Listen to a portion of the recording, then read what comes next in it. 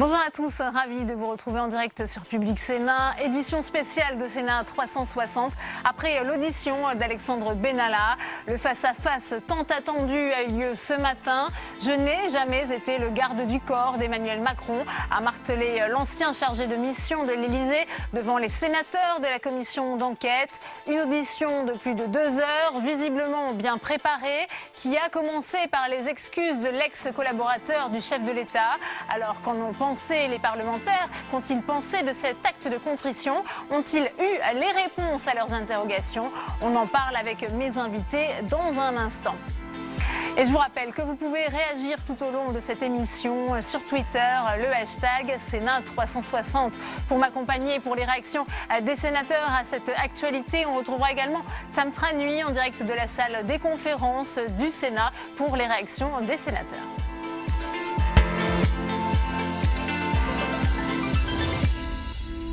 Il est 8h45 quand Alexandre Benalla, après avoir fait planer le doute sur sa venue, se présente seul devant les sénateurs. Il entame son audition par des excuses, rappelant qu'il respecte les institutions. Je vous propose de l'écouter. J'ai un profond respect pour le Sénat, j'ai un profond respect pour les sénateurs, et mon propos, c'était celui d'avoir l'impression d'être instrumentalisé à des fins politiques. Il y a une chose sur laquelle je voudrais revenir. J'ai été bien élevé et j'ai un profond regret pour le propos que j'ai pu avoir à votre rencontre, Monsieur le Président. Parce que, quelles que soient les circonstances, quelle que soit la pression, on ne s'en prend pas aux hommes. Et j'ai le regret d'avoir eu les propos qui ont été les miens à votre rencontre. Pour le reste, je voulais vous assurer de mon respect total de l'institution, des institutions, du Sénat et des sénateurs.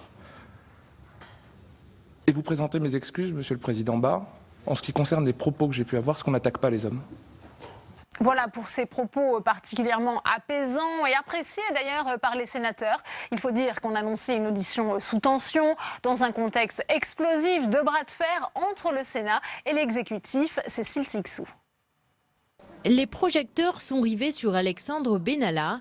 Les sénateurs, eux, profitent du spectacle. Ce matin, ils s'attendent à une audition musclée, mais contre toute attente, Alexandre Benalla commence son propos par des excuses. J'ai un profond regret pour le propos que j'ai pu avoir à votre rencontre, Monsieur le Président. Parce que, quelles que soient les circonstances, quelle que soit la pression, on ne s'en prend pas aux hommes. Dans la presse, il avait traité Philippe Bas de petit marquis et les sénateurs de petites personnes. Sa contrition est plutôt bienvenue pour les sénateurs. La moindre des choses, c'était effectivement de s'excuser. Le mieux eût été qu'il ne les prononce pas. Je crois qu'il a voulu rendre la commission en bonne disposition en présentant ses excuses au président. Je pense que c'était de sa part assez logique. J'ai trouvé assez normal qu'il le fasse publiquement. Plus de 2 heures d'audition où Alexandre Benalla, visiblement très préparé, répond à toutes les questions en rentrant parfois trop dans le détail au goût de certains sénateurs, visiblement pas convaincus. On a eu une longue audition dont les réponses étaient parfaitement en cohérence avec les réponses du secrétaire général de la présidence, ou du directeur de cabinet ou du chef de cabinet du président de la République. Le problème, c'est que ce n'est pas cohérent avec la réalité. Ce n'est pas cohérent avec sa situation, ses gestes et attitudes professionnelles lors des déplacements. Parmi les points cruciaux de l'audition, Alexandre Benalla a expliqué pourquoi il portait une arme. J'ai fait une demande à titre personnel d'autorisation de port d'armes pour des motifs de défense et de sécurité personnelle. Parce que quand vous êtes dans des fonctions à la présidence de la République ou pendant la campagne présidentielle, vous êtes exposé vous-même. Une réponse en contradiction avec celle du préfet de police déjà auditionné et qui suscite la colère des sénateurs. Il ne suffit pas d'être collaborateur du président de la République pour se trouver dans une insécurité telle que cela justifie une demande de port d'armes. Donc je vous demande très simplement de m'expliquer pourquoi au préfet de police on a dit une chose et pourquoi aujourd'hui vous dites une autre chose. Le caractère public, privé, personnel, professionnel n'est pas clair. Et à la fin, on ne sait pas s'il l'avait, s'il ne l'avait pas, pourquoi il l'avait, si c'était pour se protéger lui, si c'était dans le cadre de ses missions, si d'autres savaient. Tout ça reste assez confus quand même. Confus aussi sur ses missions auprès du président de la République, Alexandre Benalla affirme ne jamais avoir eu de rôle de sécurité. À l'occasion de la campagne présidentielle, je suis au regret de vous dire, je n'étais pas le garde du corps d'Emmanuel Macron. Je n'ai jamais été le garde du corps d'Emmanuel Macron. Une réponse pas convaincante pour Esther Benbassa. On ne saura pas s'il a organisé, s'il était en train de s'occuper de la sécurité du président, parallèlement, j'espère, qu'il le faisait comme il est d'usage à l'Élysée. Donc on ne sait rien de plus, puis sa petite vie, c'est pas très intéressant. Rien de plus, la plupart des parlementaires sont sortis frustrés de cette audition. Une audition malgré tout sans heurts. Pourtant, Benjamin Griveaux, le porte-parole du gouvernement, a remis en garde Philippa dans la manière dont il menait ses travaux. C'était lors du point presse à l'issue du Conseil des ministres. Écoutez. Moi, je considère que lorsqu'on est président d'une commission d'enquête, sans doute est-il heureux de s'exprimer assez peu dans la presse tant que la commission n'a pas poursuivi ses travaux jusqu'à son terme. C'est la plus élémentaire des déontologies que d'être le président impartial d'une commission d'enquête parlementaire. Et je sais, moi, le sérieux de ce qu'est une commission d'enquête parlementaire. Il y en a eu des célèbres dans l'histoire de la République. D'ailleurs, souvent composée en président d'un membre de la majorité et d'un membre de l'opposition. Je constate qu'il n'y a que des membres de l'opposition qui président cette commission d'enquête au gouvernement. Au Sénat, ce n'était pas le cas à l'Assemblée nationale. Mais j'ai en mémoire que ce soit la commission Cahuzac, la commission Outreau, souvenez-vous, ces travaux qui avaient été portés sur une affaire extrêmement délicate, sensible, difficile, eh bien, où les présidents ne s'exprimaient pas dans la presse tant que les travaux n'avaient pas été menés jusqu'à leur terme. Je crois que c'est là aussi un code de déontologie que chacun devrait s'appliquer. Vous dites qu'il manque de déontologie et d'impartialité aujourd'hui. Quand on est président d'une commission d'enquête, on s'applique à soi-même un travail de neutralité. Et puis, à l'issue des travaux de la commission, évidemment, on est parfaitement libre de s'exprimer. Mais ça, c'est l'appréciation personnelle de chacun et le rapport de chacun à un certain comportement éthique et moral.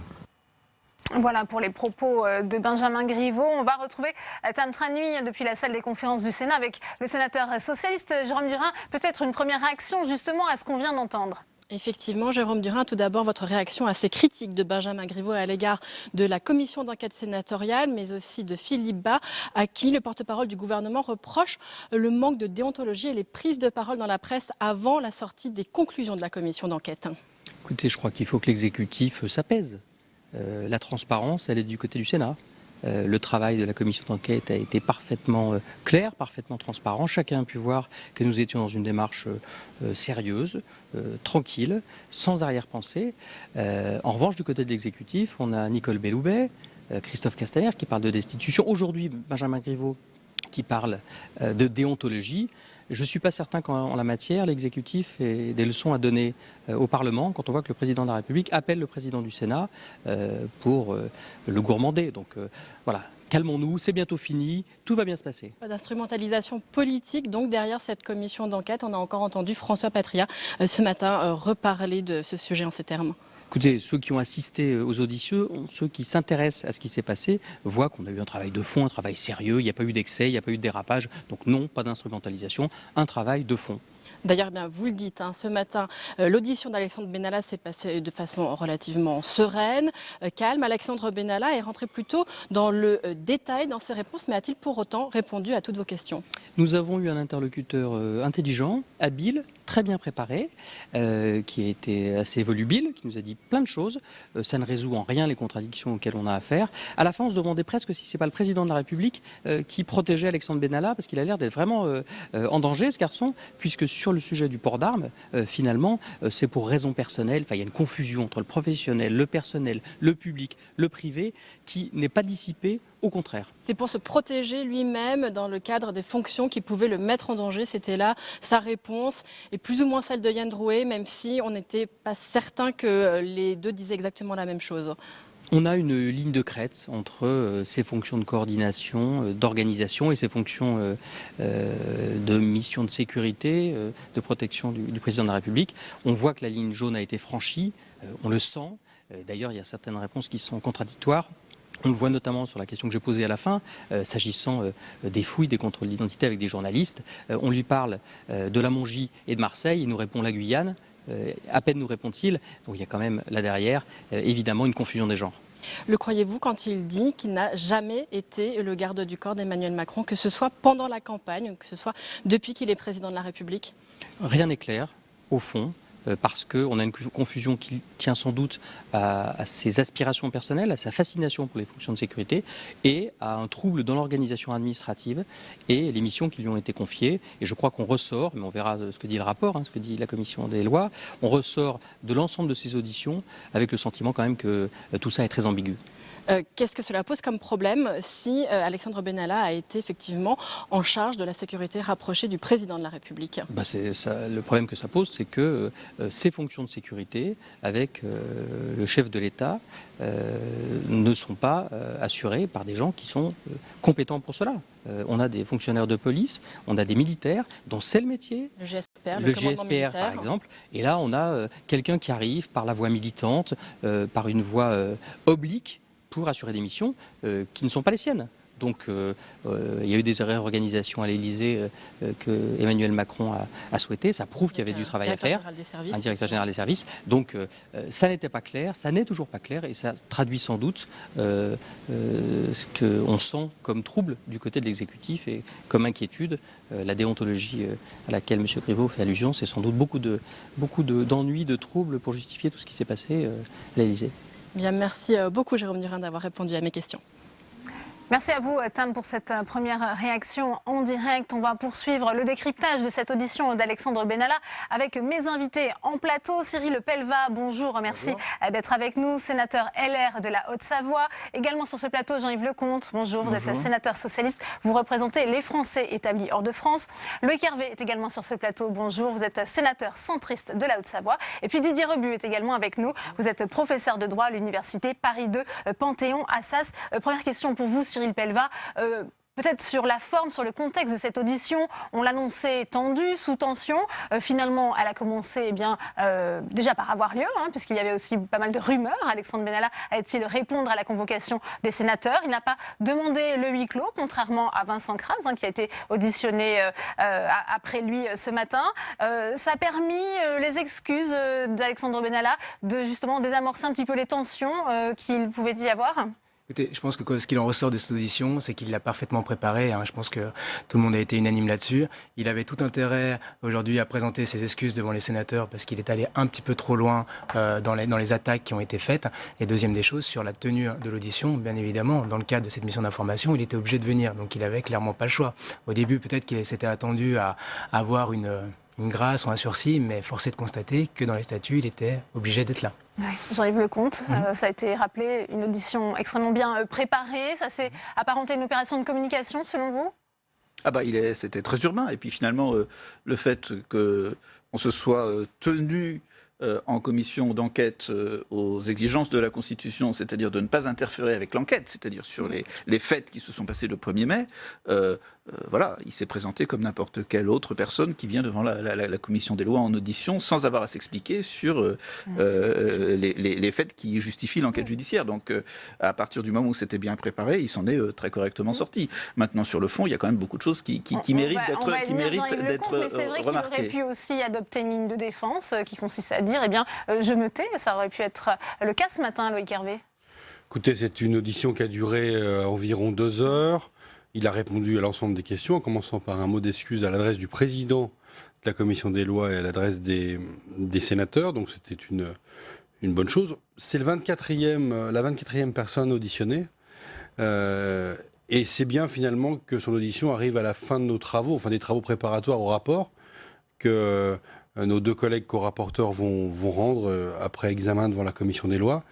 On n'aurait pas compris que le principal intéressé échappe à cet exercice. Donc heureusement pour répondre à votre question, heureusement qu'il a répondu aux questions de tous les sénateurs qui ont voulu l'interroger. Il y a répondu avec méthode, mais avec un certain nombre de zones d'ombre et surtout de contradictions avec d'autres auditions. On va y venir si vous voulez bien. Didier Rebu, qu'avez-vous pensé justement de cette audition, notamment sur le ton, cet acte de contrition par lequel Alexandre Benalla a ouvert les débats ce matin?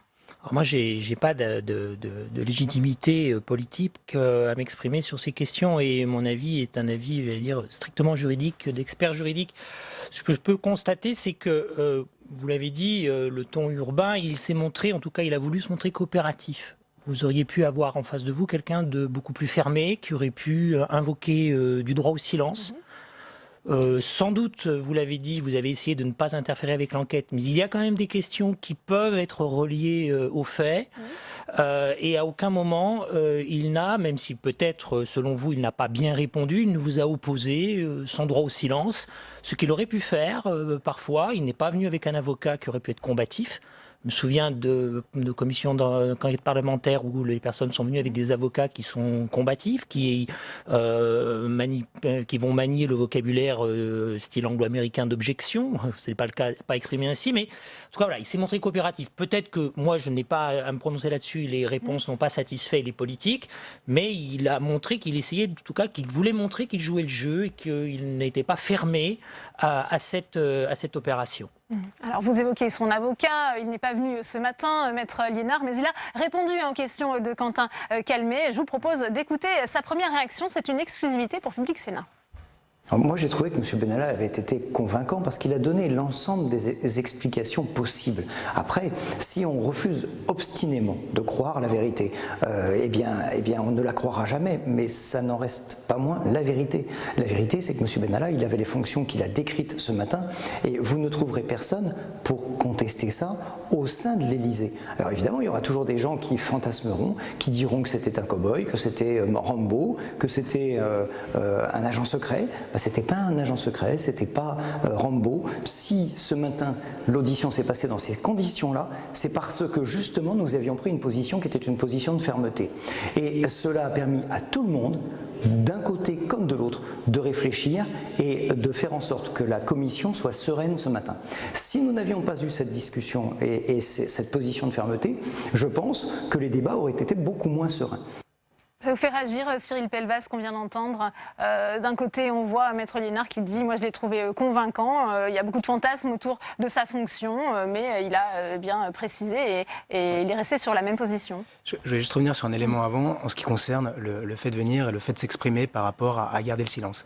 Ce qu'il faut voir, c'est qu'un sondage a été fait et 76% des Français approuvaient massivement le fait que le Sénat auditionne M. Benalla. Donc clairement, à partir du moment où on avait l'opinion publique derrière nous et que les gens voulaient avoir des explications, il ne pouvait pas invoquer la défense. Ensuite, en ce qui concerne les zones d'ombre, et par rapport au rôle de M. Benalla sur la protection du président ou pas, chargé de mission, clairement aujourd'hui on n'a pas de fiche de poste. On ne sait pas ce qu'il devait faire. Il nous dit qu'il en a une. Au niveau de l'Élysée, on nous dit oui, bon, il y a peut-être des avis sur la mission. Et c'est tous ces éléments-là. Quand on dit qu'il n'était pas en charge de la sécurité du président ou qu'il nous dit qu'il n'était pas en charge de la sécurité du président, force est de constater que quand il y a des déplacements officiels, il est quand même dans le premier cercle. Donc tous ces éléments interrogent et je pense qu'on n'a pas l'ensemble des éléments, malgré la déclaration de l'avocat. Jean-Yves Lecomte, peut-être une réaction à ce que vient de dire Maître Liénard. Ça s'est bien passé aussi parce qu'on a aussi un peu haussé le ton, hein, c'est ce qu'il dit. On a fait... Comme si les auditions précédentes ne s'étaient pas bien passées. Il n'y a pas eu de... là, il est presque en train de justifier ce pourquoi M. Benalla s'est excusé. Donc je pense que c'était une parole inutile de la part de son avocat et en tout cas contre-productive. Moi, ce que je constate, c'est quand même qu'il a eu un comportement ce matin d'une personne qui s'occupe de la sécurité du chef de l'État. Ce qui interroge sur les responsabilités, les chaînes de commandement, etc. Et puis, je rappelle que si nous nous intéressons à cette situation, c'est aussi parce que c'est dans le contexte, et ce n'est pas une attaque de le dire, oui, il y a un contexte politique. Oui, dans le cadre d'une réforme constitutionnelle où on s'aperçoit que le président de la République veut encore renforcer les prérogatives de l'exécutif et diminuer le rôle du Parlement, il est légitime de s'interroger sur la place que prend la présidence de la République dans nos institutions et la capacité des personnes qui y travaillent, parfois sans fiche de poste et parfois sans avoir fait de déclaration à la haute autorité, peuvent s'arroger des pouvoirs au-delà du raisonnable, sans chaîne hiérarchique. Et il a même reconnu ce matin que ça lui permettait d'aller à la salle de gym de l'Assemblée nationale, de faire un certain nombre de choses, simplement parce qu'il était collaborateur de la présidence de la République. Ces institutions-là, ça ne peut pas durer comme cela. Et c'est le cœur du sujet. Oui, il y a une exploitation politique, parce qu'effectivement, on s'aperçoit qu'aujourd'hui, ça ne fonctionne pas correctement. Mais lui-même s'est dit victime d'une instrumentalisation politique, d'un acharnement, notamment Loïc Hervé.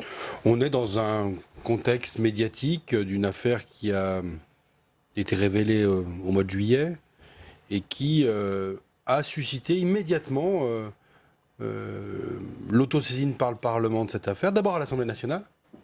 Et on sait malheureusement ce qui est devenu la commission d'enquête parlementaire de l'Assemblée nationale. Puis ici au Sénat, par une forme de parallélisme, on a eu aussi la constitution d'une commission d'enquête parlementaire. Il faut le dire à nos compatriotes, c'est pas inhabituel les commissions d'enquête parlementaires.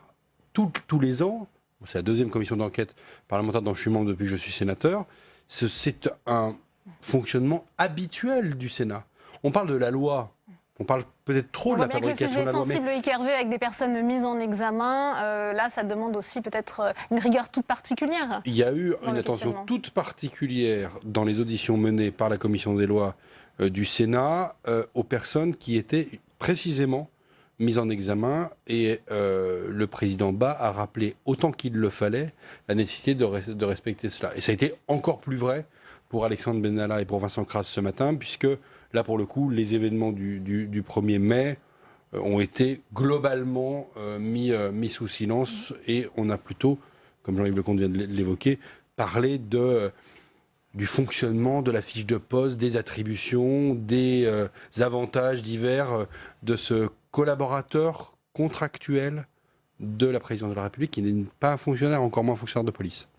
C'est un statut, nous dit-il, chargé de mission au sein de l'Élysée. Didier Rebus, c'est un fonctionnement qui vous paraît normal, vous, au sein de la chefferie de l'Élysée ? Alors, moi, je suis expert en droit pénal et en procédure pénale. Je ne le suis pas en droit constitutionnel et en ce qui concerne le fonctionnement de l'Élysée.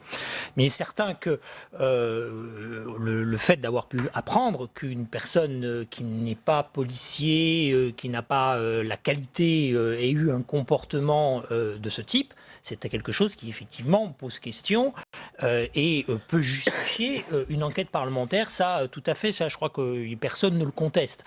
Qu'il y a une nécessité de s'interroger sur cette organisation qui permet à des personnes, évidemment, de se présenter comme telles et d'être traitées comme telles aussi par les autorités. C'est-à-dire qu'il y a ça aussi. Les autorités l'ont visiblement pris et accepté comme tel, comme un des leurs, alors que cela n'était pas le cas.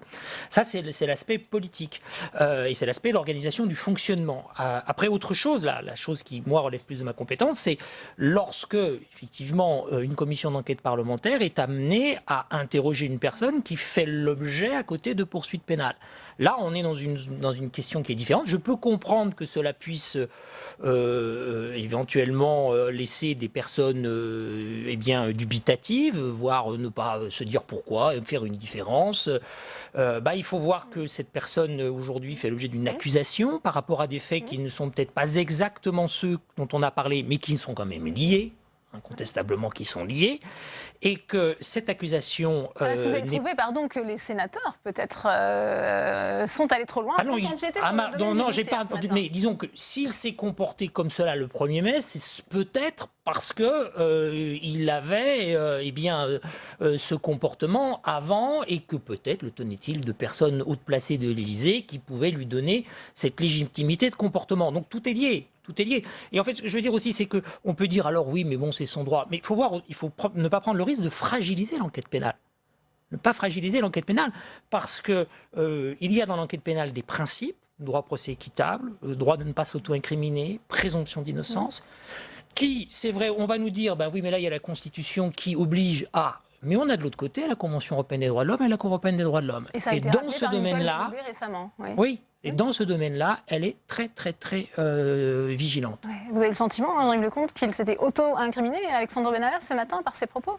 Non, pas particulièrement, parce qu'on n'a pas forcé, parce qu'on connaît, on sait bien que nul ne peut participer à son incrimination, et par conséquent, les questions qui ont été posées, et le président de la commission des lois y veillait, à ce que ce soit... clair de ce point de vue-là et qu'on ne l'incite pas à obliger à dire la vérité puisque c'était sous serment, alors si jamais il y a un risque. Donc de ce côté-là, je pense que c'était... Mais il y a eu... ce qui est étonnant, c'est la fébrilité de l'exécutif.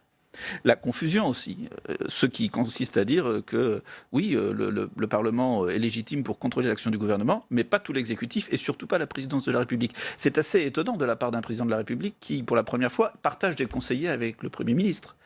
Et puis, c'est aussi une manière de faire une espèce une protection autour de la présidence de la République qui ne serait absolument pas sous contrôle du pouvoir législatif, ce qui me semblera très dangereux pour notre démocratie. Oui, mais tout ce qui touche au président de la République ne peut pas pour autant faire l'objet d'une commission d'enquête parlementaire. On est à la limite de l'exercice, Cyril Peyreleva. Je pense qu'il faut voir dans cette enquête, entre parenthèses, en tout cas dans le travail qui est fait aujourd'hui par les sénateurs, le rôle de regarder les dysfonctionnements qui ont amené un collaborateur quel qu'il soit, avec un président quel qu'il soit, à avoir un comportement tel qu'il est. Et donc, ce qu'on souhaite, nous, c'est d'identifier la personne et après préconiser des éléments pour pouvoir éviter ce genre de choses par l'avenir. Après, on parle de Benalla, mais demain, ça peut être n'importe qui. Donc nous, notre volonté, c'est vraiment, encore une fois, de regarder, et même si on regarde la question du port d'armes, la question des fiches de poste, tout ça, quel que soit le président ou le prochain chargé de mission, il faudra les clarifier et que ça soit aussi à disposition des parlementaires, pourquoi pas des citoyens, etc. Parce qu'on doit avoir une certaine transparence aussi au niveau de la chefferie sur un sujet aussi important que celui-là. En tous les cas, sa ligne de défense a été claire. Je n'ai jamais été le garde du corps d'Emmanuel Macron. Je vous propose de réécouter Alexandre Benalla. À l'occasion de la campagne présidentielle, je suis au regret de vous dire, je n'étais pas le garde du corps d'Emmanuel Macron. Je n'ai jamais été le garde du corps d'Emmanuel Macron. À partir du moment où vous êtes dans une tâche où vous faites l'interface entre le candidat et un certain nombre de personnes, où vous êtes un facilitateur. Je n'étais pas le garde du corps d'Emmanuel Macron parce qu'il y avait déjà, comme je vous l'ai dit, pendant une durée de 3 mois environ, je ne veux pas me tromper, mais je vous fournirai exactement les dates des recrutements et l'arrivée des officiers de sécurité du SDLP. Vous aviez 2 personnes qui étaient en charge de la protection, qui étaient dans la voiture avec Emmanuel Macron, qui l'accompagnaient partout, même là où je n'allais pas, le soir, dans des rendez-vous, chez des médias, etc. Je n'étais pas avec lui. Moi, j'avais une tâche d'organisation générale, de sécurité générale. Mais sur des meetings, j'étais proche de lui physiquement, et on l'a vu dans les médias. Mais comme un certain nombre de personnes sur lesquelles on ne porte pas le focus aujourd'hui. Vous avez cette notion, vous avez besoin de cette proximité pour lui passer un certain nombre de messages. Mais je n'étais pas le garde du corps d'Emmanuel Macron. Et je ne l'ai jamais été. Loïc Hervé, alors, chargé de mission ou garde du corps? Dans nos mandats de parlementaires, on est les uns les autres amenés à côtoyer des gens qui sont membres du gouvernement quand ils viennent dans nos départements ou des gens qui l'ont été. On a reçu, nous, en Haute-Savoie, récemment le président du Sénat. On voit très bien comment fonctionne la protection du président de la République, d'un ministre ou d'une autorité parlementaire de premier rang. La protection de ces personnes-là, c'est un métier qui est confié à des policiers ou à des gendarmes qui ont reçu une qualification professionnelle pour cela. Alexandre Benalla est membre du cabinet du président de la République. C'est un collaborateur politique qui est contractuel, qui n'est pas fonctionnaire et encore moins gendarme, et évidemment pas policier. Dans une question que j'ai posée à Gérard Collomb lorsqu'il a été auditionné au Sénat, je l'ai interrogé sur une question qui est finalement la question de la théorie de l'apparence. Moi, je considère que Alexandre Benalla s'est donné l'apparence d'être une personne qui pouvait être assimilée à une personne en charge de la protection physique du président de la République. Et le port d'armes, c'est ça. Le badge à l'Assemblée nationale, c'est ça. Un certain nombre de demandes qu'il a pu faire pour avoir la proximité aussi avec les personnes chargées de la sécurité du président de la République, avec sans doute parfois des choses qui se rapprochaient d'une fonction d'encadrement.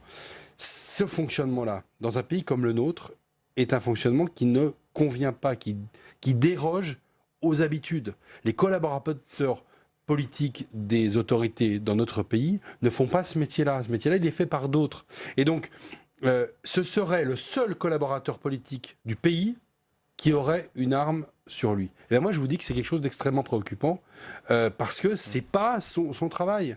Et il a beau avoir été réserviste opérationnel, puis citoyen, avec des grades d'ailleurs totalement différents, et fasciné, on l'a bien vu ce matin, c'est quelqu'un qui est fasciné par tout cela.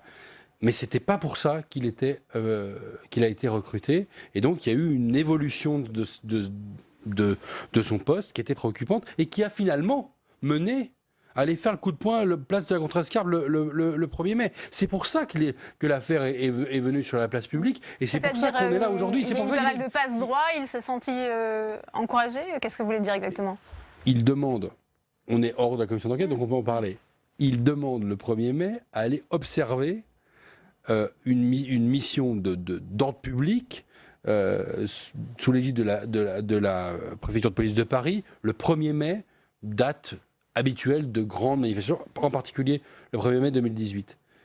C'est bien complètement en dehors des missions traditionnelles d'un adjoint au chef de cabinet du président de la République, même comme observateur. Et moi, pour avoir été auditeur de l'Institut national supérieur de sécurité et de justice à l'école militaire, je vous assure que quand vous êtes observateur, vous n'allez pas faire le coup de poing. Hein. C'est pas, on vous met dans un coin, vous observez, mais plutôt de loin, et vous n'allez pas sur le terrain comme il a fait. Donc en fait, il y a eu par petites étapes, et c'est ce qu'on a voulu démontrer, et l'audition d'aujourd'hui le démontre, et Alexandre Benalla le démontre, il y a eu une évolution par petites étapes du poste et des habitudes d'Alexandre Benalla qui ont mené finalement à ce qui est arrivé le 1er mai. Une évolution qui conduit à une dérive. Didier Rebu, sur ces questions de port d'armes, vous évoquiez des contradictions. Là, ça en fait partie, selon vous, dans le discours, les déclarations d'Alexandre Benalla ce matin ? Alors, oui, pour faire suite à ce qui vient d'être justement dit, en fait, on voit bien sa ligne de défense, c'est-à-dire qu'aujourd'hui, on lui reproche, et à la fois sur le plan du fonctionnement de l'Élysée, mais aussi sur le plan pénal à travers une qualification, on lui reproche d'avoir agi comme un policier, comme une personne qui était dotée, qui était dépositaire de l'autorité publique, au sens propre du terme. Lui, il passe son temps dans ses déclarations, je ne sais pas si elles sont vraies ou fausses, si je peux là pour mettre du jugement, on voit bien qu'il essaye toujours de montrer que ce n'était pas le cas. C'est pour ça qu'il dit qu'il n'est pas garde du corps, parce qu'il n'a pas été garde du corps avant.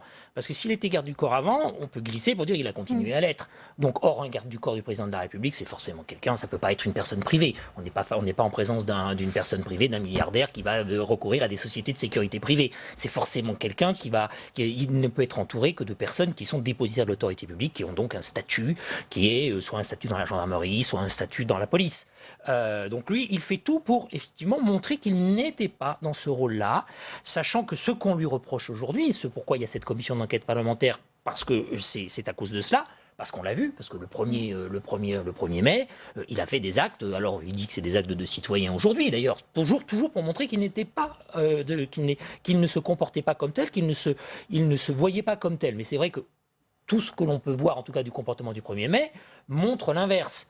Et il essaye de montrer que ça a toujours été le cas. C'est une ligne de défense. Il est venu ici, de toute façon, pour répondre à des questions parlementaires, à des questions politiques, sur un fonctionnement, mais on peut comprendre aussi que toutes ces réponses sont aussi pensées et sans aucun doute préparées. Mais ça, je crois qu'on ne peut pas lui en faire le reproche.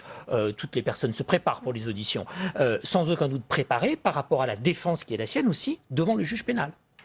Alors, on va justement voir, puisqu'on parle aussi beaucoup du port d'armes, les explications d'Alexandre Benalla, qui explique donc pourquoi il a pu bénéficier d'un port d'armes autorisé par la préfecture de police. Sur l'autorisation de port d'armes, la mission de police n'est pas un préalable à la délivrance de l'autorisation de port d'armes. Il est prévu par les textes, le Code de la sécurité intérieure en espèces, que peut se voir délivrer tout fonctionnaire exposé à des risques dans le cadre de ses fonctions, une autorisation de port d'armes par le préfet territorialement compétent. En l'espèce, c'est le cas. La préfecture de police a considéré que mes fonctions étaient exposées et m'a délivré une autorisation de port d'armes sur la base du Code de la sécurité intérieure. Donc quand je dis fonctionnaire, c'est fonctionnaire ou agent public. J'étais agent public. Finalement, je vois que vous ne connaissez pas si mal les règles d'attribution des ports d'armes. Cyril Pell va au-delà effectivement de l'ironie du président sur cette question de port d'armes. Il y a beaucoup de contradictions puisque dans l'audition suivante, la troisième audition, celle de Yann Drouet, il explique bien que c'est la préfecture de police de Paris qui a considéré qu'Alexandre Benalla exerçait une mission de police, ce qui a justifié justement l'autorisation. Tout à fait. Je pense que dans les diverses auditions qu'on a menées, on a auditionné le ministère de l'Intérieur, on avait auditionné également l'Élysée. parlé et à chaque fois on nous a dit on a refusé le port d'armes à M. Benalla. Et c'est effectivement au niveau de la préfecture de police qui ont accepté. Et quand on regarde l'argumentation de Benalla, à un moment il disait que c'était pour raison personnelle. Et effectivement il a été déjugé par la suite par rapport à des missions de sécurité. Donc là encore on est dans une zone d'ombre et on ne sait pas exactement quel est le vrai du faux.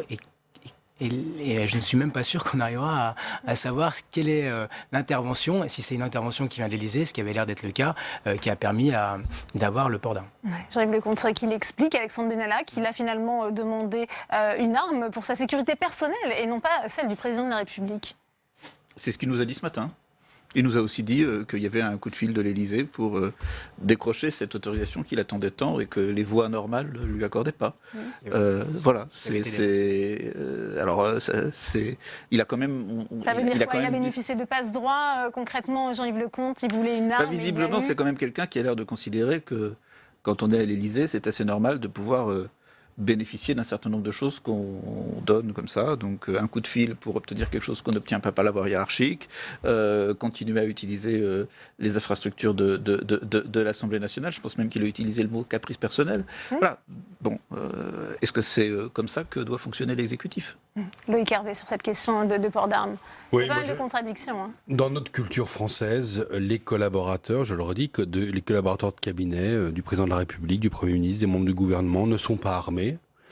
Et il n'y a aucune raison qu'ils le soient, dans la mesure où les personnes qui ont à être armées le sont.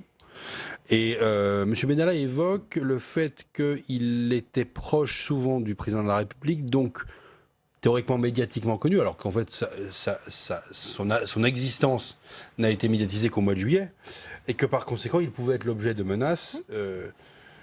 Alors, moi j'interroge même mes collègues qui sont sur le plateau, nous sommes des hommes publics, parfois menacés, exposés, et pour autant nous ne sommes pas armés, ni dans nos circonscriptions, ni à Paris, de ça. Donc c'est une dérive qui est complètement, qui est personnelle, et qui ne, et même s'il y a du terrorisme dans notre pays, même s'il y a un certain nombre, c'est mon cas, j'ai été moi-même menacé de mort et protégé par des gendarmes pendant quelques semaines, mais on ne donne pas de port d'armes à des personnes au motif qu'ils pourraient être à un moment donné menacés.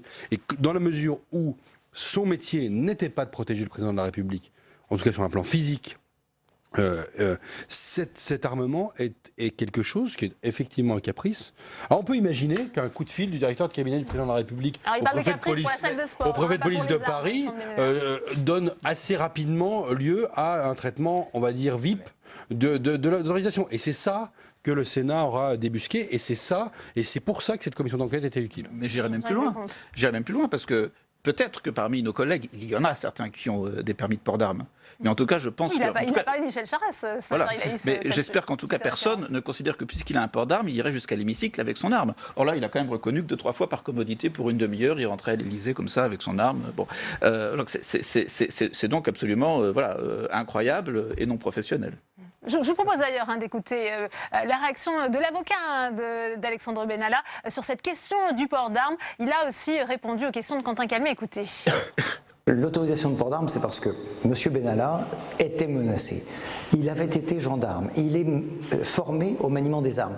Il lui semblait logique de porter une arme pour assurer sa propre sécurité. Il n'avait aucune sécurité par ailleurs. Donc pas de chauffeur, pas de protection. Il est au plus proche du président de la République. Il est donc soumis évidemment à des menaces importantes en matière terroriste. Il était menacé et il n'avait pas d'armes. Donc il a sollicité une autorisation de port d'armes qui lui a été délivrée et qui lui a été délivrée sous une formulation que évidemment M. Benalla ne maîtrisait pas. Le préfet de police a marqué mission de police. C'est certainement une erreur de formulation, parce que ce n'était pas ça sa mission.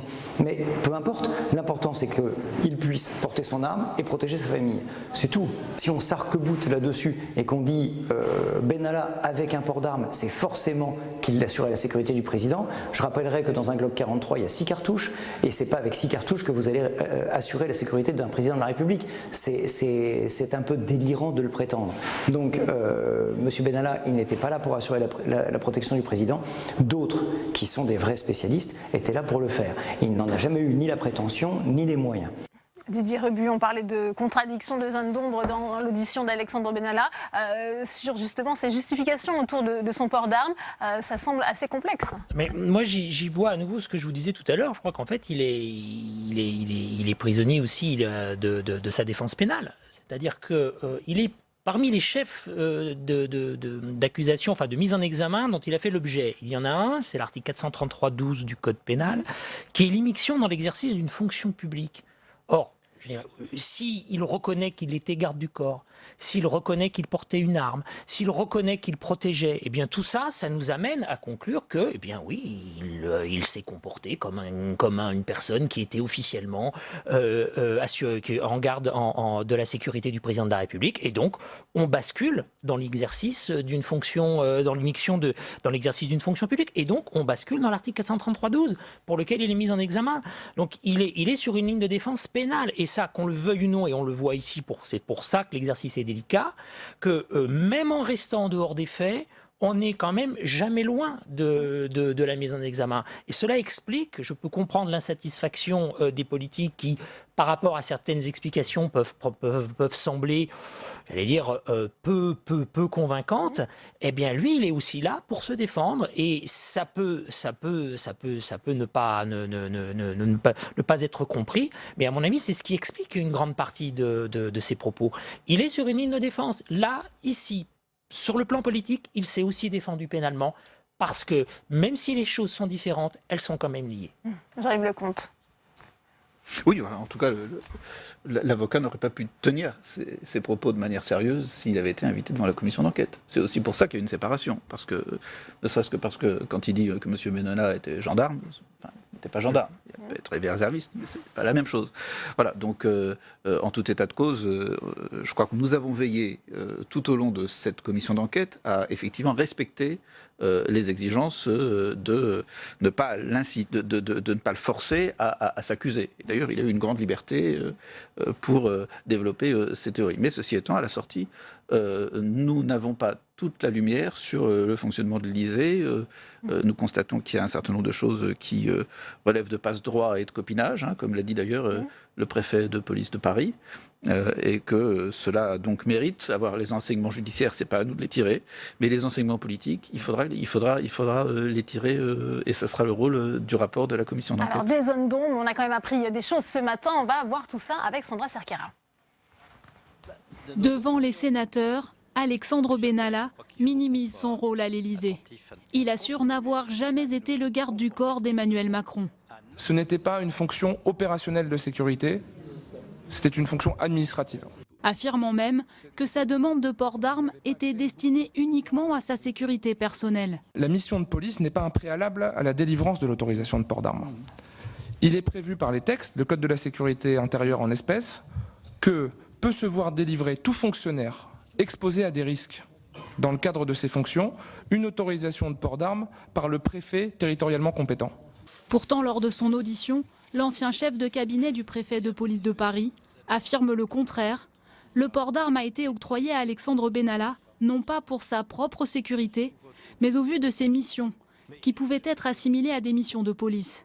Considérant l'action d'Alexandre Benalla de coordination de sécurité de la présidence de la République avec les forces militaires et le GSPR, considérant qu'il exerçait sa mission auprès du président de la République, qui fait l'objet de nombreuses menaces, et considérant qu'il était de fait manifestement exposé à des risques d'agression, c'est ça qui est écrit dans l'arrêté, le préfet de police a validé sa demande.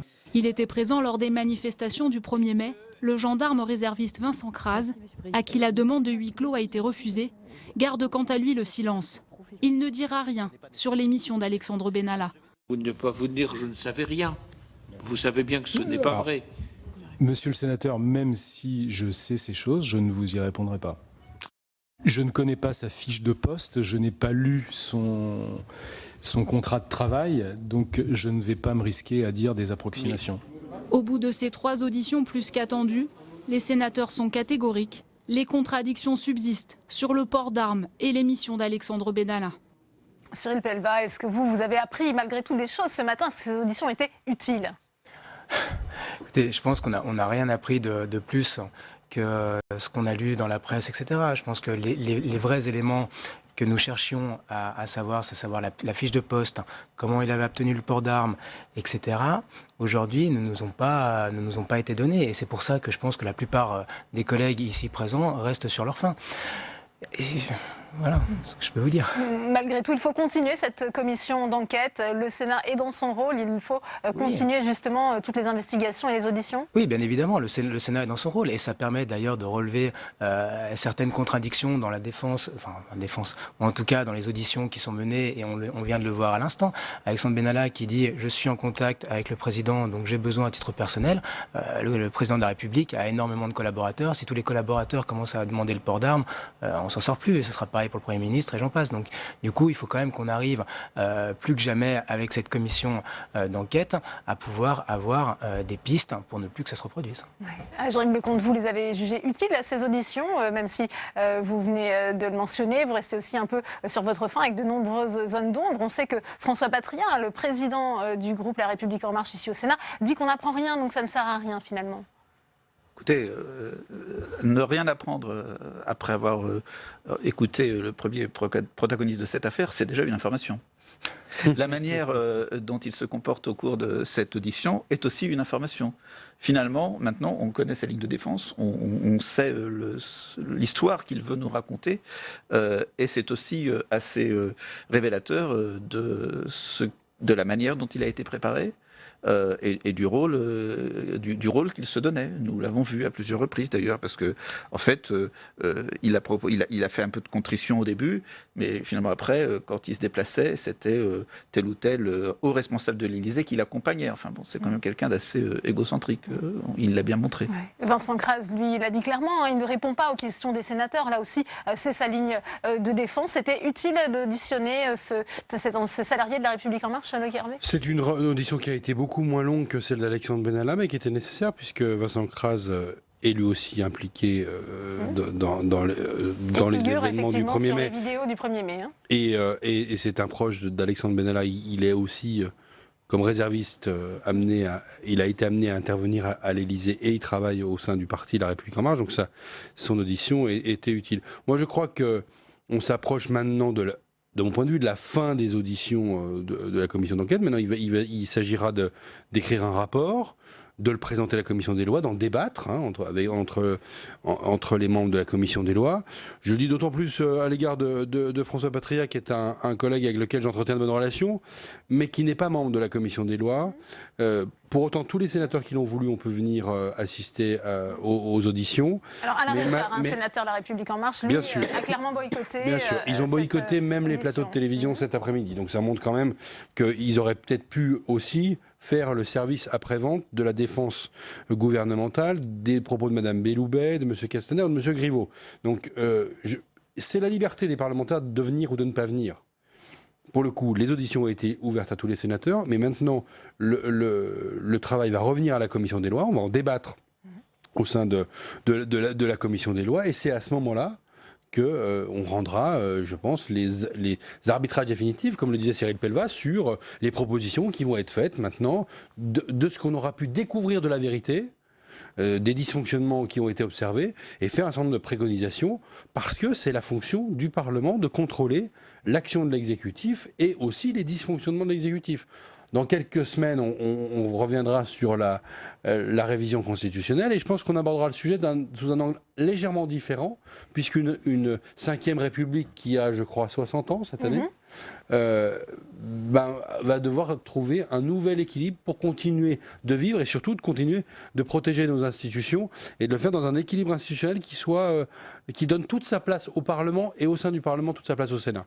Didier Rubus, si on revient sur l'audition cette fois de Vincent Crase, là on a vu clairement une ligne de défense qui ne permettait pas justement à cette personne de s'exprimer librement. Quel regard portez-vous sur cette audition ? Est-ce que c'est quand même nécessaire justement dans le cadre d'un travail parlementaire d'entendre des personnes qui sont mises en examen dans la mesure où elles ne peuvent pas forcément dire grand-chose ? Après, c'est un exercice qui est délicat pour la personne qui vient, qui est délicat aussi pour les parlementaires, parce que il faut prendre garde à ne pas s'immiscer dans le fonctionnement de la justice. Et c'est même pas s'immiscer dans le fonctionnement de la justice, parce que on nous met en avant le texte qui dit que lorsqu'il y a une enquête pénale, il ne peut pas y avoir d'enquête parlementaire. Mais ce texte, en fait, c'est un texte dont l'esprit, c'est la séparation des pouvoirs. Or, aujourd'hui, semble-t-il, cet esprit de séparation des pouvoirs a quand même changé. Je lisais l'article de mon éminent collègue Olivier Beau dans la Tribune dans Le Monde qui expliquait que ça avait changé, sans doute sur le plan constitutionnel, mais sont apparues des choses qui n'existaient pas auparavant. C'est les droits de la défense, c'est le procès équitable, c'est la présomption d'innocence qui viennent, eux, renforcer je dirais là, les droits de la personne qui est auditionnée. Donc il y a quelque chose qui n'est pas facile à faire. Il n'est pas facile. Je peux comprendre. Ici, il y a une question. Il y a une question, c'est vrai, de type plus général. C'est le fonctionnement du cabinet de l'Élysée, le fonctionnement de certaines personnes au sein de l'Élysée.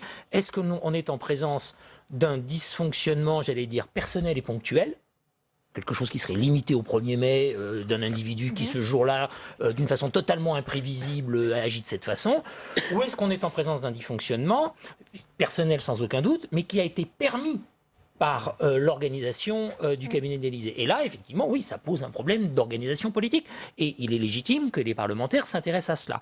Néanmoins, le fait est que cette personne, comme je l'ai dit à plusieurs reprises, aujourd'hui est pénalement mise en cause pour les faits du 1er mai, certes, mais qui sont des faits qui sont en lien avec ce dysfonctionnement. Donc là, il y a quelque chose de très délicat dans l'exercice à mener. Jean-Yves Lecomte, c'est permis par l'organisation du cabinet de l'Élysée ou aussi par peut-être le rapport qu'entretient la pratique du pouvoir d'Emmanuel Macron, ce régime hyper présidentialisé, comme on a pu le dire. Très clairement, la pratique du pouvoir ne fait qu'aggraver les choses. Mais on a aussi appris, en particulier grâce à François Pillet, que des dispositions législatives qui avaient été votées à l'initiative comme première loi du quinquennat sur la confiance dans la vie politique, des exigences de déclaration à la haute autorité pour la transparence de la vie publique, ces exigences législatives n'étaient pas respectées par l'Élysée. En particulier, Alexandre Benalla a dit qu'il allait se connecter en ligne cet après-midi. Depuis qu'il est parti. Mais ça veut quand même dire que oui, la loi c'est pour les autres quand on est à l'Élysée.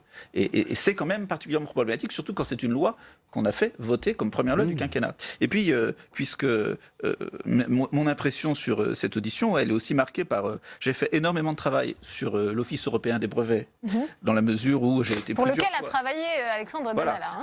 J'ai suivi les dysfonctionnements de l'Office européen des brevets et de son président pendant de nombreuses années. J'ai eu l'occasion de m'en entretenir avec le président de la République, lorsqu'il était ministre de l'économie, avec son directeur de cabinet, M. Kohler, et je sais qu'ils étaient au courant de la manière dont M. Battistelli menait l'Office européen des brevets et jouait avec son immunité pour ne rendre de compte à personne. Et j'ai quand même trouvé ce matin que l'aplomb avec lequel il nous a répondu sur M. Battistelli montre combien M. Benalla peut dire tranquillement des choses qui sont inexactes. Loïc Hervé, un mot de conclusion justement sur ces auditions? Non, je pense que globalement, le Sénat a fait son travail avec mesure, avec hauteur de vue, ce qui est un peu la marque de fabrique de la maison par rapport à des sujets qui sont brûlants dans l'actualité, où effectivement l'opinion publique demande des comptes. Je suis assez fier d'être sénateur et d'avoir pu participer aux travaux de cette commission d'enquête parlementaire, sous la lumière des médias de manière inhabituelle, parce que c'est rare que les médias s'intéressent autant aussi à notre fonctionnement parlementaire. Et en cela, je pense que le Sénat en sort renforcé. Maintenant, le travail de la commission des lois, je le disais, c'est un travail d'écriture d'un rapport, de tirer toutes les conséquences et toutes les conclusions de ces dysfonctionnements et de formuler des propositions, y compris législatives, si nécessaire, pour que ce genre de dysfonctionnement n'intervienne plus. Bien, merci Loïc Hervé, merci à vous Cyril Belva, merci Jean-Yves Lecomte. Didier Rebu, vous restez encore un petit peu, vous allez nous éclairer justement sur les enjeux de ces auditions. On va retourner à la salle des conférences où nous attend Tam Tranui avec le sénateur Dany Wattebled sur ses impressions. Qu'a-t-il pensé de ces auditions?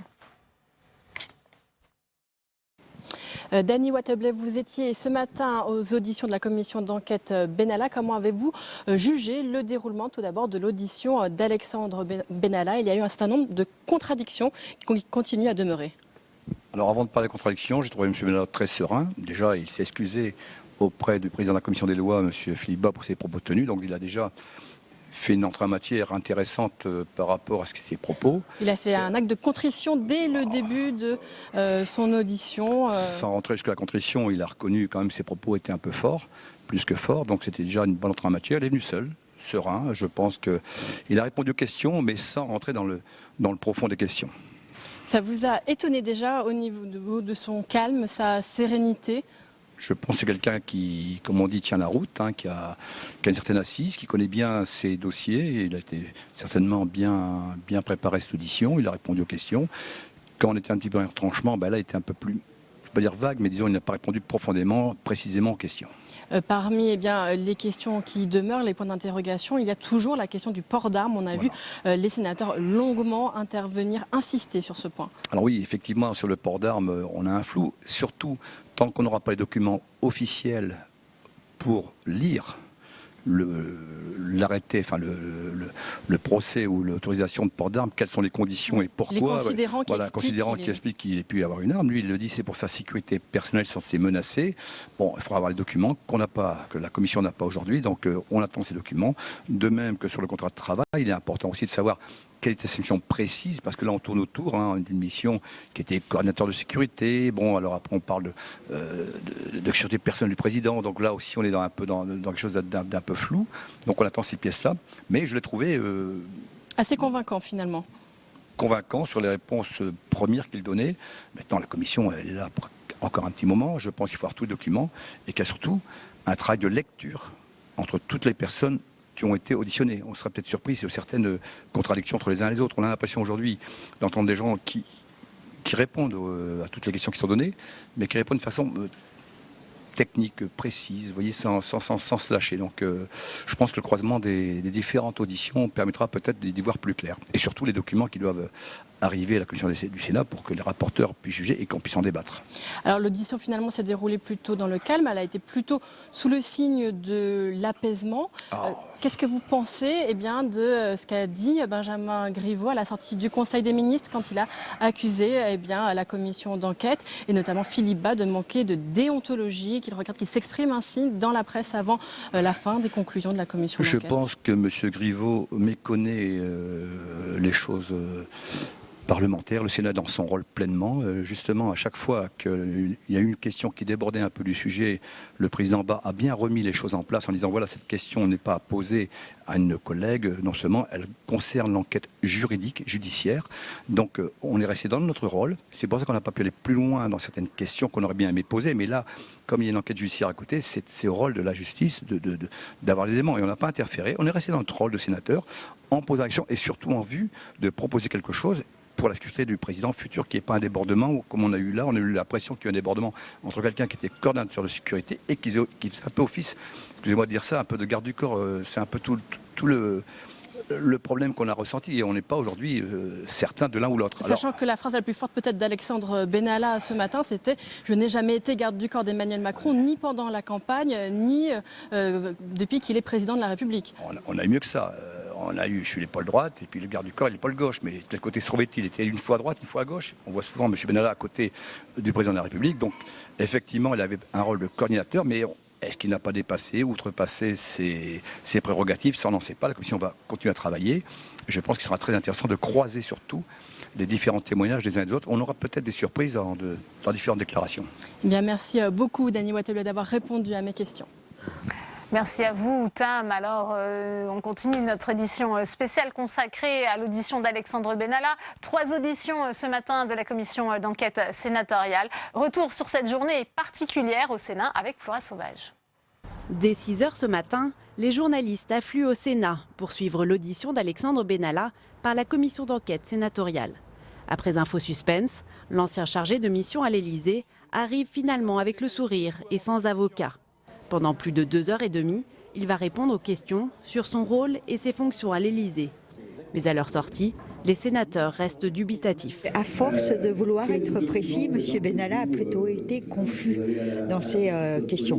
On sent bien qu'il a été coaché et qu'on lui a fourni des éléments de langage, mais il y a des moments où effectivement on n'arrive plus très bien à se retrouver dans ses propos et dans les réponses qu'il peut apporter aux rapporteurs particulièrement. Donc voilà. Si les 3 sénateurs de La République En Marche, membres de la commission d'enquête, choisissent de boycotter l'audition, le président du groupe, François Patriat, est quand même dans les couloirs pour répondre aux journalistes. Nous ne voulons pas participer à une opération politique qui ne vise pas M. Benalla, mais qui vise uniquement simplement à affaiblir le pouvoir et à mettre en cause les plus hautes autorités de l'État. C'est pour ça que nous ne sommes pas là, c'est tout. À sa sortie, Alexandre Benalla repart sans un mot aux journalistes. Une fois son audition terminée, les couloirs se vident peu à peu. S'ensuivent l'audition de Vincent Crase, le gendarme réserviste qui était aux côtés d'Alexandre Benalla le 1er mai à Paris, et celle de Yann Drouet, ancien chef de cabinet du préfet de police de la capitale. Et on va revenir sur ces auditions avec mes invités sur ce plateau. Françoise Gatel, bonsoir, merci d'être avec nous. Vous êtes sénatrice Union centriste d'Ille-et-Vilaine. François Grosdidier est également avec nous. Bonsoir, vous êtes sénateur LR de la Moselle. Éric Kerébouche est également sur ce plateau. Bonsoir, sénateur socialiste des Landes. Et Didier Rebu, merci d'être resté avec nous. Je rappelle que vous êtes professeur de droit à l'Université Paris 2 Panthéon-Assas. Françoise Gatel, on a entendu certains sénateurs dire qu'ils restaient un peu sur leur faim après ces 3 auditions. Est-ce qu'elles ont été néanmoins nécessaires? Je pense qu'elles ont été nécessaires. Ceci dit, pour certaines d'entre elles, moi j'ai trouvé, sans doute qu'on n'a pas trouvé les réponses à nos questions, parce que les réponses sont diluées et que l'on a, depuis le début de cette histoire, une évolution des descriptions des fonctions de M. Benalla qui font qu'à la fin, les réponses se contredisent. M. Benalla a été... je dis le mot, il a été assez fort, puisqu'il a failli même nous faire visiter les cuisines de l'Élysée, puisqu'il nous a expliqué qu'il s'occupait des cadeaux protocolaires, des entrées et des menus pour les on a l'impression que vous mettez en doute ces paroles. Moi, je mets pas du tout en doute M. Benalla, et je crois qu'il faut effectivement, comme les collègues l'ont déjà dit, rappeler le ton et l'ambiance de cette commission d'enquête que moi je trouve factuelle, qui fait partie de la mission du Parlement, que nous saurons conduire au bout très tranquillement, même s'il y a des tentatives d'instrumentalisation et de déstabilisation. Voilà. Il suffisait d'écouter le ton de ce matin. Et M. Benalla, moi, je n'ai pas été convaincue, ou pas par M. Benalla, je cherche à comprendre comment, à la présidence de la République, on applique aussi un principe de précaution qui fait qu'on se met à l'abri de comportement individuel de quelqu'un qui, à un moment, dans une sphère de pouvoir, prend un peu d'importance, il peut fragiliser les choses. Bon, moi, je n'ai pas eu le sentiment d'avoir les réponses à ma question, parce que je pense que M. Benalla ne comprend pas forcément la question qu'on lui pose. Ouais. François Grosdidier. Bon, écoutez, on a eu ce matin, de la part d'Alexandre Benalla, une belle prestation. Belle prestation, il tient la route, il s'exprime bien, il se maîtrise, elle a été bien préparée aussi. Ce qu'il y a de gênant, c'est pas ce que lui nous dit spécifiquement, c'est qu'il nous dit exactement la même chose que le secrétaire général de la présidence, que le directeur de cabinet, que le chef de cabinet du président de la République. Et donc des éléments de langage qui sont parfaitement cohérents entre eux, mais qui sont incohérents par rapport à la réalité des faits. Et les faits sont têtus. C'est quoi les faits?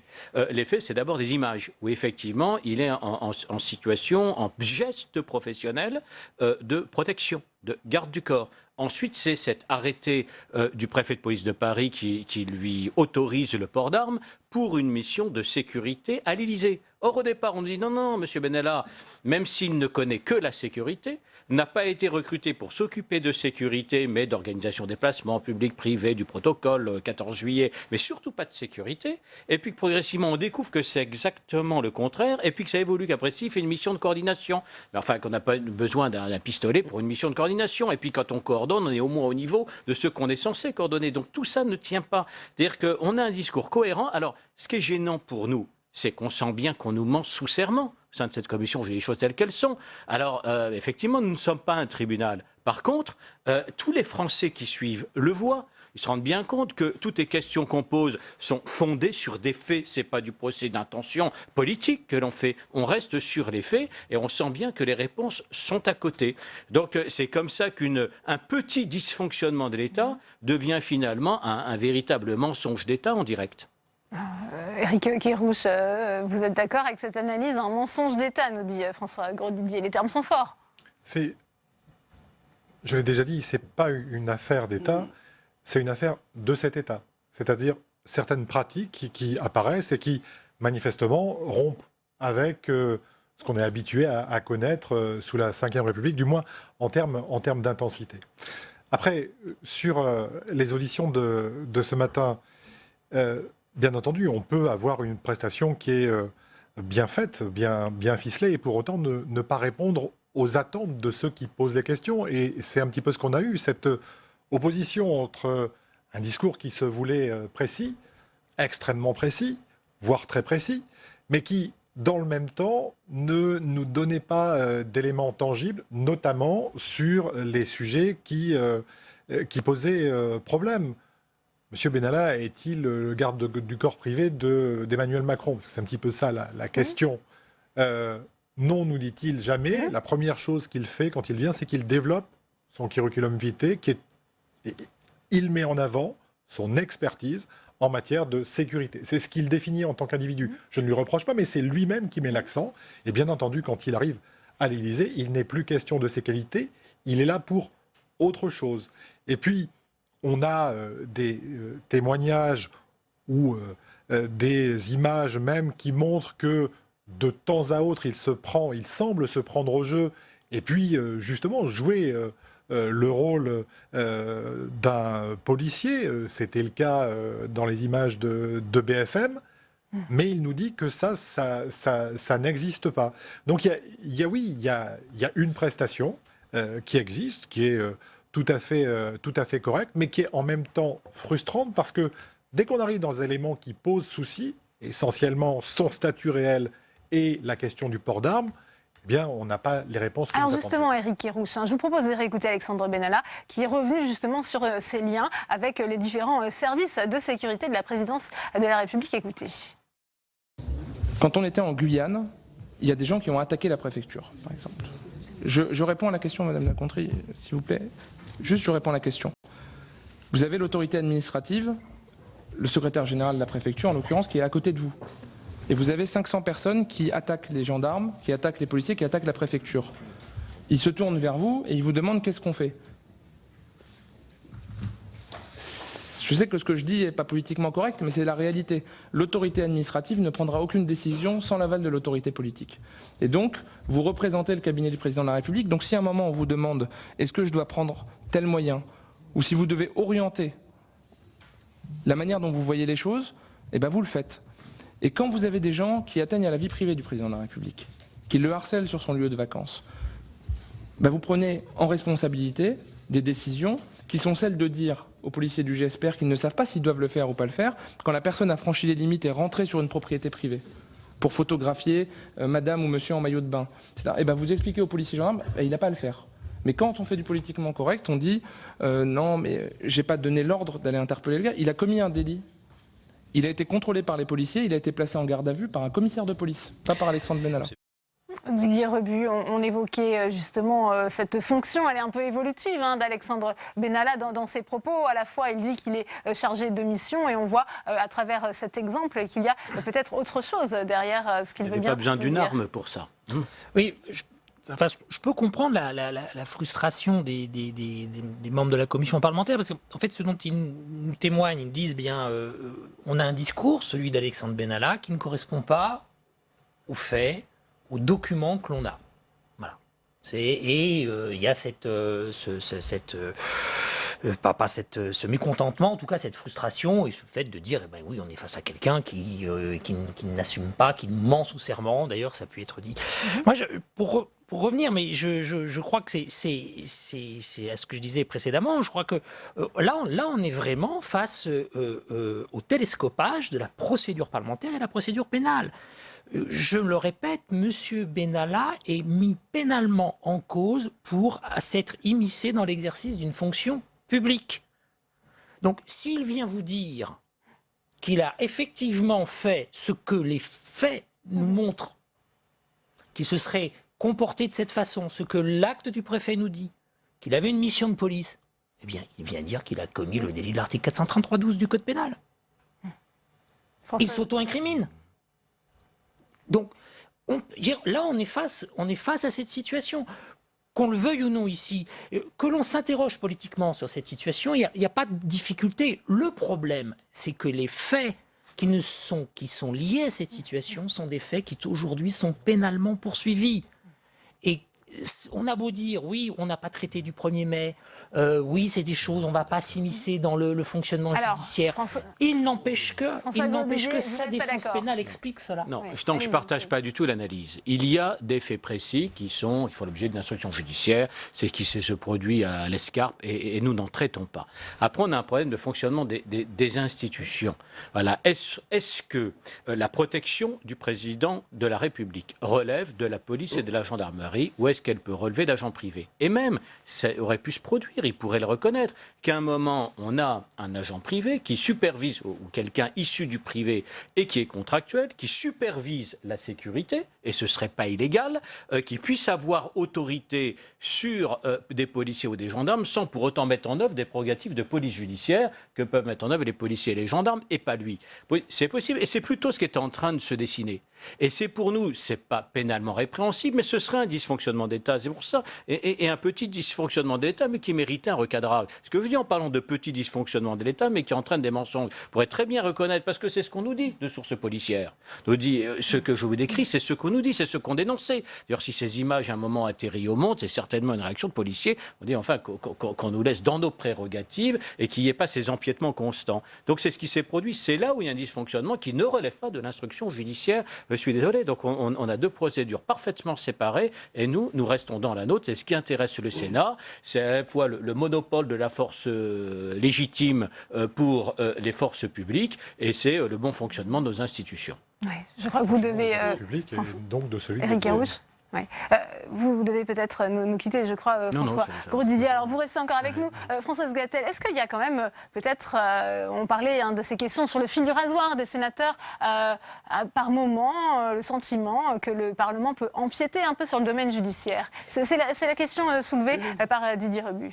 Oui, et c'est un propos qu'on a beaucoup entendu. Moi, sincèrement, je pense que la commission d'enquête, elle fait un travail de contrôle de bon fonctionnement des services de la présidence de la République, de la sécurité, qui doit être organisée sous les ordres, en quelque sorte, du ministère de l'Intérieur. Ça, c'est une question qui relève bien de notre champ de compétences. À aucun moment dans les débats, il n'y a eu une question sur les faits qui font l'affaire d'une procédure judiciaire. Ce matin, l'un de nous ou l'une de nous a posé une question qui mentionnait clairement la date, enfin l'événement qui fait l'objet d'une procédure judiciaire. Très spontanément, le président de la commission des lois a dit ça, c'est hors de notre champ. Donc, sincèrement, moi je voudrais... j'ai une vraie question avec M. Benalla. Il nous a expliqué ce matin qu'il était en fait en charge de la coordination administrative de la sécurité. Ensuite, les faits sont plus tenaces que les discours. On a vu régulièrement des images où, et moi je ne juge pas, il se trouvait à la place d'un garde du corps. C'est comme ça qu'est organisée la question de sécurité. D'où la question que nous posons. Et vous voyez, dans ce qu'il expliquait tout à l'heure, dans ce qui s'est passé en Guyane, nous, l'objet de notre réflexion, c'est de dire qu'il faut qu'on s'assure que quelqu'un qui peut être un homme de confiance, et moi je comprends qu'un président de la République, comme n'importe quel dirigeant, il a besoin d'un homme de confiance, il soit dans le champ délimité de ses capacités à agir et qu'à un moment il ne soit pas entraîné parce qu'il est un homme de confiance du président de la République et que donc il a une autorité naturelle sur les autres, à prendre des décisions qui relèvent parfois du champ politique. Moi, je pense que c'est vraiment... je ne suis pas d'accord avec vous sur ce point. Je pense que c'est vraiment un sujet qui relève de notre compétence. Pourtant, vous êtes en train de lier les deux. Revenons. Non, c'est parce que vous l'avez fait, j'ai répondu. Les magistrats ne traiteront pas les questions de... Je pense qu'il faut séparer il faut ici qu'on sépare les choses. Oui. D'abord, sur la déclaration qui a été faite moi, elle m'a étonné un petit peu. Je pense qu'on a tous travaillé localement avec le corps préfectoral, et ce sont des spécialistes, justement, de l'ordre public. Faire croire qu'un membre du corps préfectoral, qui est habitué en général à des situations délicates dans un département, ça arrive partout, et besoin de l'onction,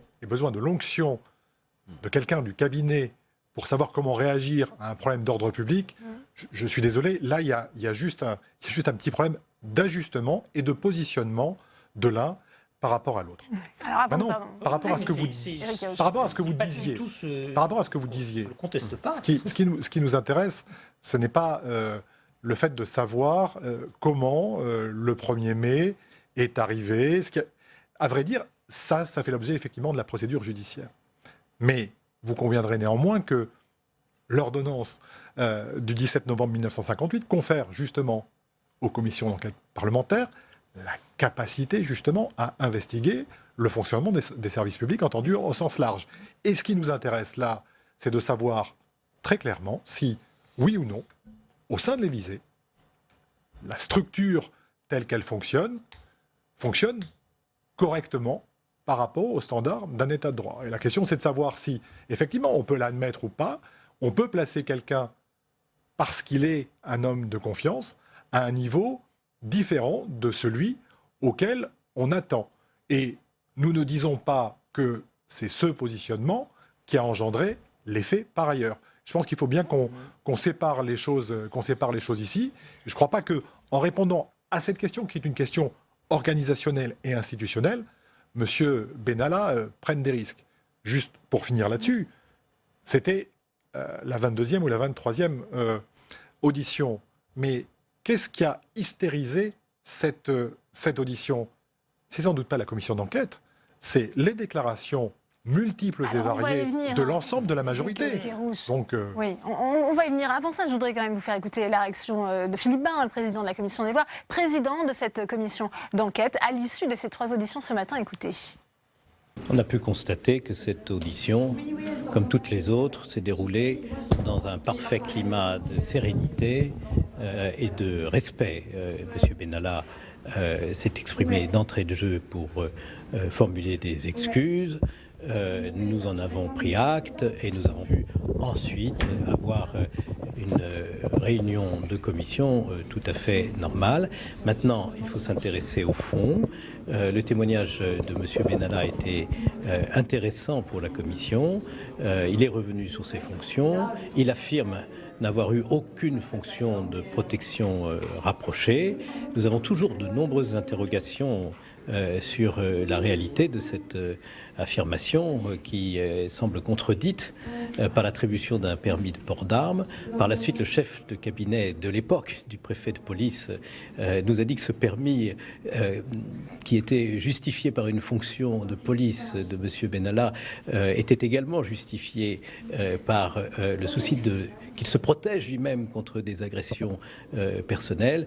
Je dois dire que tous ces éléments ne contribuent guère à la clarté absolue que nous recherchons. Nous continuons donc notre travail, prenant en considération les éléments qui nous sont apportés sous serment et qui nous permettront d'y voir, j'espère, plus clair sur d'éventuelles interférences dans le fonctionnement de services de sécurité qui sont placés sous la responsabilité du ministre de l'Intérieur et qui doivent fonctionner dans un cadre hiérarchique qui ne doit en aucun cas être perturbé.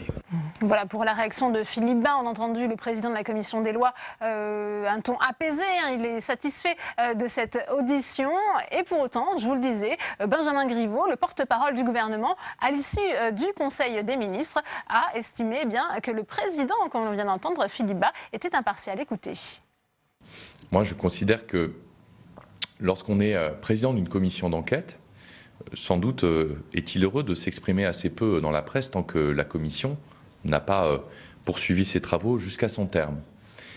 C'est la plus élémentaire des déontologies que d'être le président impartial d'une commission d'enquête parlementaire. Et je sais, moi, le sérieux de ce qu'est une commission d'enquête parlementaire. Il y en a eu des célèbres dans l'histoire de la République. D'ailleurs, souvent composées en président d'un membre de la majorité et d'un membre de l'opposition. Je constate qu'il n'y a que des membres de l'opposition qui président cette commission d'enquête. au gouvernement. Au Sénat, ce n'était pas le cas à l'Assemblée nationale. Mais j'ai en mémoire que ce soit la commission Cahuzac, la commission Outreau, souvenez-vous, ces travaux qui avaient été portés sur une affaire extrêmement délicate, sensible, difficile, eh bien, où les présidents ne s'exprimaient pas dans la presse tant que les travaux n'avaient pas été menés jusqu'à leur terme. Je crois que c'est là aussi un code de déontologie que chacun devrait s'appliquer. Vous dites qu'il manque de déontologie et d'impartialité aujourd'hui. Quand on est président d'une commission d'enquête, on s'applique à soi-même un travail de neutralité. Et puis, à l'issue des travaux de la commission, évidemment, on est parfaitement libre de s'exprimer. Mais ça, c'est l'appréciation personnelle de chacun et le rapport de chacun à un certain comportement éthique et moral. Ça vous fait réagir, François Gros-Didier? Mais bien sûr, parce que La République En Marche et le gouvernement voulaient des commissions d'enquête qui n'enquêtent pas. Alors, il y en avait une à l'Assemblée nationale, c'est eux qui l'a présidée, qui l'a dirigée. Et ils ne voulaient même pas convoquer les protagonistes pour les interroger, le secrétaire général de l'Élysée, le directeur du cabinet. Donc ça ne tient pas, ils pouvaient enquêter, ils ne le font pas.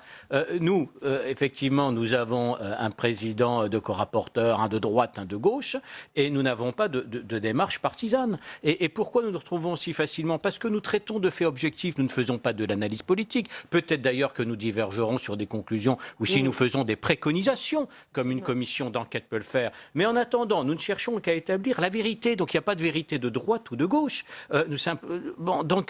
Mais on a un gouvernement qui ne veut pas que la vérité soit établie, qui cherche à intimider.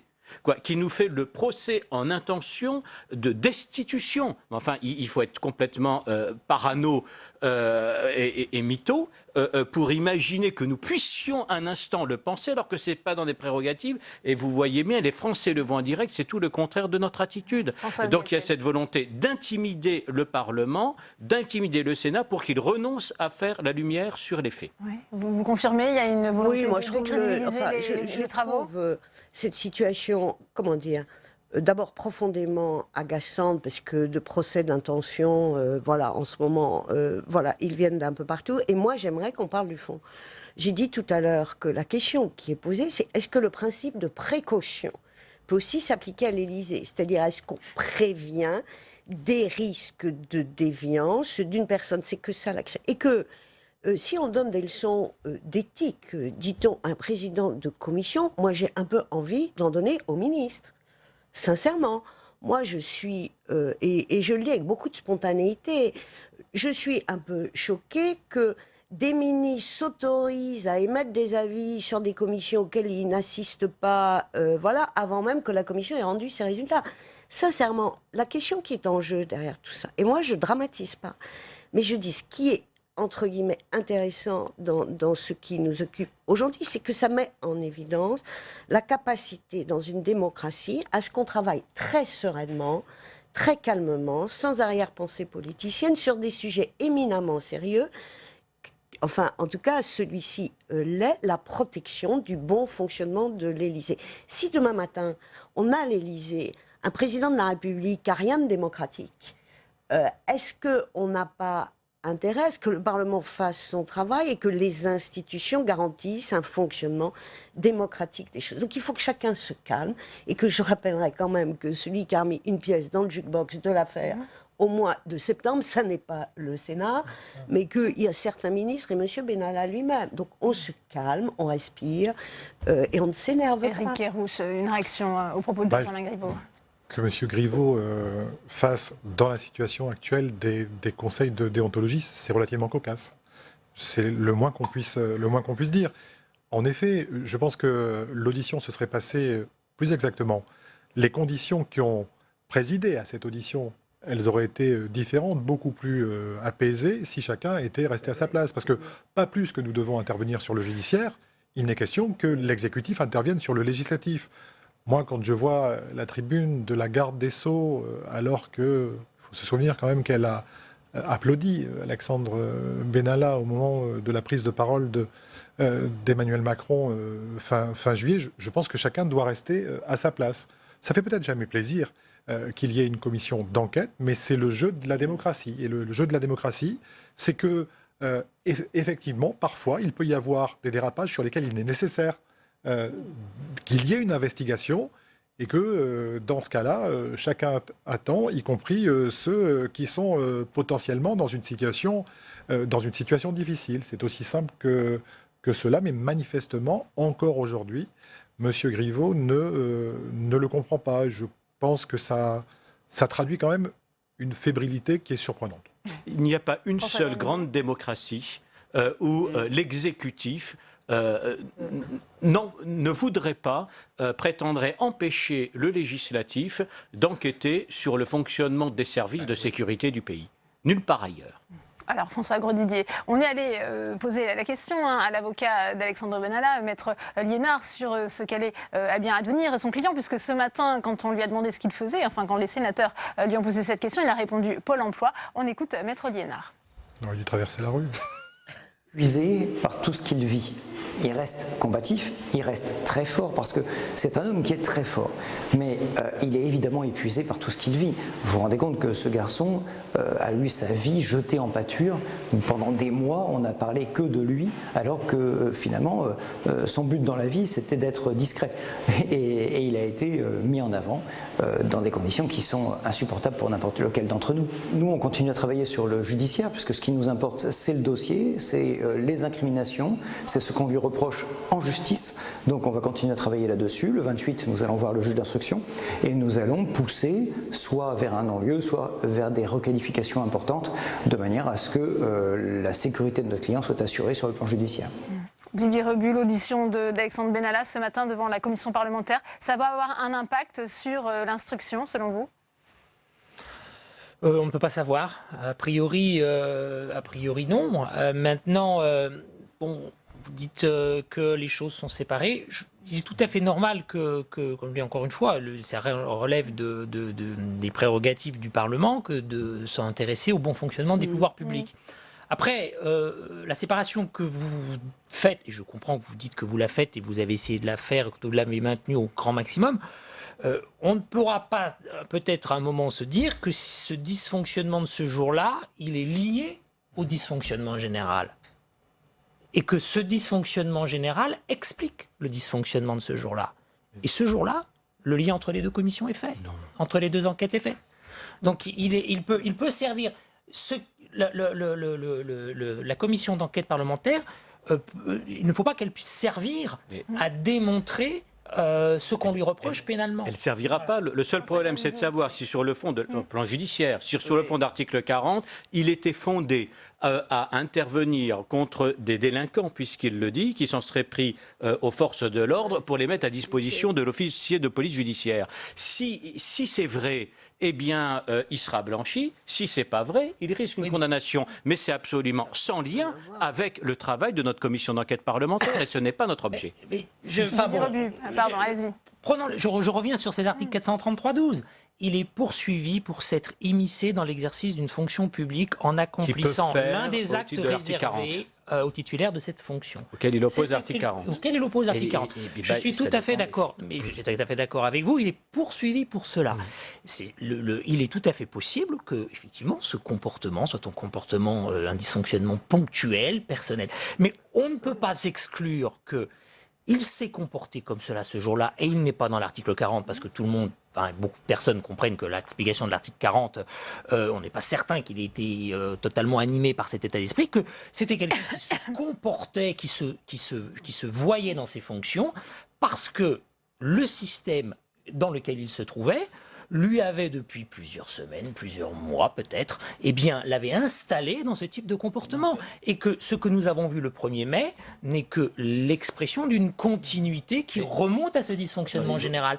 Et vous enquêtez sur son dysfonctionnement. Mais vous cherchez loin, c'est sans lien avec la sécurité présidentielle. Ça voudrait dire également, et je pense qu'il faut faire attention à ça, ça voudrait dire également que, bien entendu, et je pense que nous avons essayé, et je crois qu'on l'a vu, et je crois que la plupart des gens qui ont assisté aux auditions, y compris d'ailleurs les citoyens, ont bien vu qu'il y avait une volonté d'avoir une ligne de crête qui était assez clairement définie. Mais il faut faire attention, parce que ça voudrait dire aussi que, partant, on ne serait plus en situation, en raison justement des éléments que vous évoquez, on ne serait plus en situation de pouvoir faire des recherches, de pouvoir essayer de comprendre ce qui se passe au sein de l'Élysée. C'est pas possible. C'est notre rôle. Le rôle du Parlement, c'est aussi le contrôle, entendu au sens large, de l'exécutif. Donc, je pense qu'il peut y avoir effectivement des difficultés. Néanmoins, cela ne doit pas obérer la possibilité pour le Parlement, et singulièrement pour le Sénat, de jouer pleinement son rôle, même dans une situation difficile. Françoise Gatel, très très vite sur ce point. Oui, moi j'entends bien, vous êtes un excellent juriste, donc je vois bien la logique de votre raisonnement. Sincèrement, moi je ne la partage pas, parce que je pense que notre mission est de s'interroger sur le fonctionnement d'une organisation. Voilà. Ensuite, il y a des faits qui sont commis par des personnes, mais nous n'avons pas enquêté sur les personnes, nous avons auditionné des personnes qui se trouvent dans cette sphère pour comprendre le fonctionnement et voir s'il faut mettre en place des barrages de sécurité pour éviter des choses.